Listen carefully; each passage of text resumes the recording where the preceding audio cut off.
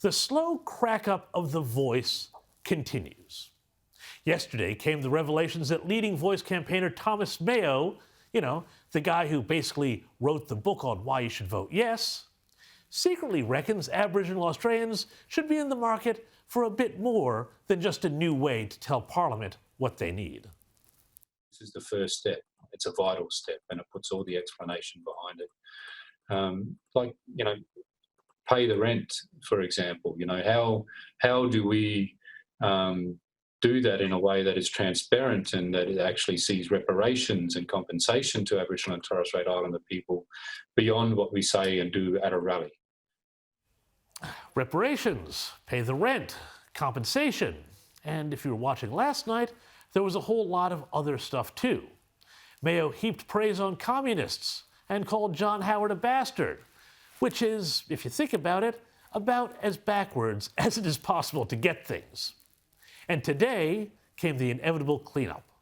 Dean Parkin, official leader of the Yes campaign, went on Ben Fordham's Drive show on 2GB to try to straighten things out. And frankly, I'm not sure he didn't make things worse. Have you counselled Thomas Mayo at all to say, hey, mate, that's not really helping us right now? Yeah, look, Thomas is a great champion. He's been out there for years having these conversations. We've had some yarns over the last couple of days. We do come from a very broad church in this campaign. On some of these issues, we've had differences of opinions over the past. But when it comes to the actual voice, when it comes to the focus on the referendum, everybody is united on that goal. And, we're not always going to get it right, Ben. I'm happy to say that. And probably sometime I might not get it right. But the focus is absolutely on bringing people together. It's a broad church. They're just bringing people together, right? Well, Ben pressed for more of an answer on the reparations question. It's remote sure, communities. But you can understand why people are thinking, OK, I want to know what the conversation's going to be next week, next month, next year. That's not the weight of the issues that people have been talking to me. Now, of course, everyone's going to have their say on these issues, but it'll be our mob on the ground that'll hold the people on the voice to account.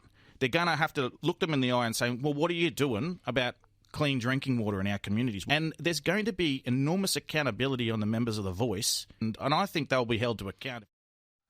Now, I listened to the whole thing, and Parkin ducked and weaved his way through the entire interview, suggesting that the whole question of reparations and what comes next, if the thing does pass, well, he kind of suggested that was too hot to handle, or at least too hot to give a straight answer to. Which is why, for everyone in the Yes campaign who keeps saying to no voters, what's your problem? This won't do you any harm. I say, nonsense, because remember what Anthony Albanese said on election night.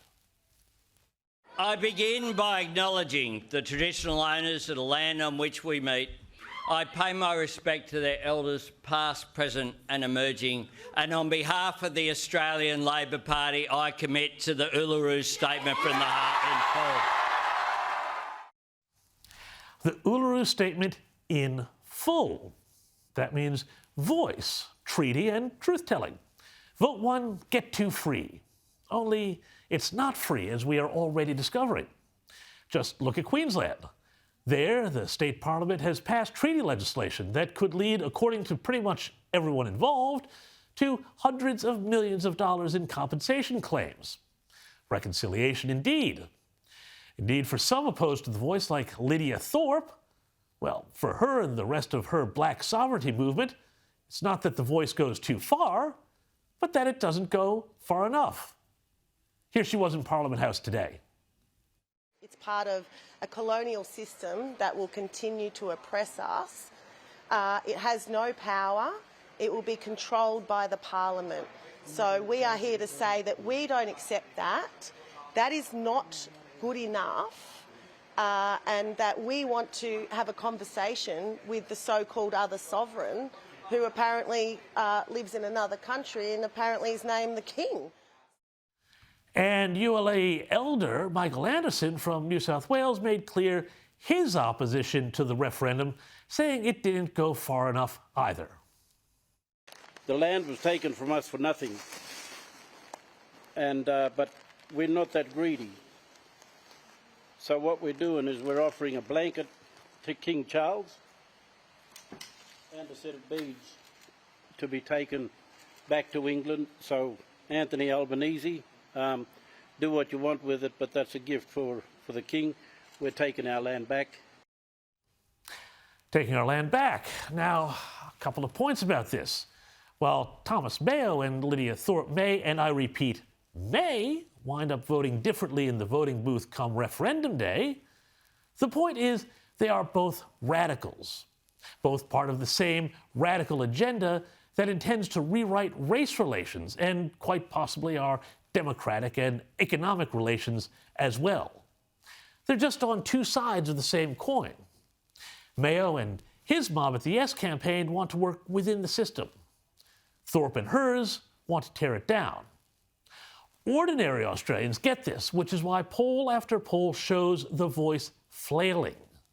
This piece in the 9 newspapers, which are very pro-voice today, hoping that a vaccine-style campaign to get people to vote yes might work, shows some of the desperation at work here. I mean, really, a vaccine-style ad campaign?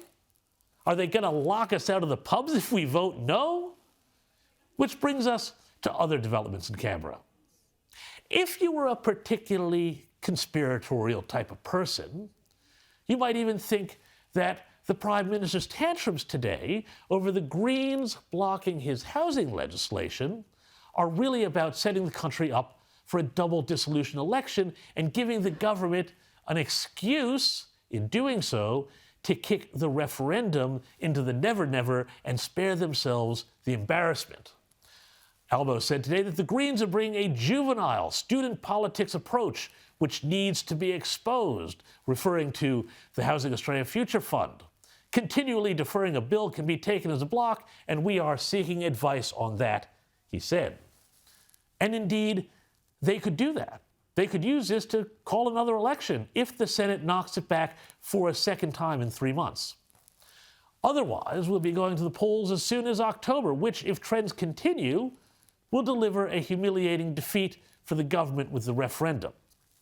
Now, here's hoping, and that both we long-suffering viewers and this terribly flawed idea of the voice can both be put out of their miseries, and we can get back to solving real problems that affect all of us, like the cost of energy, high inflation, interest rates, and how to defend Australia in a dangerous world. You know, the stuff that matters to all of us, no matter the color of our skin.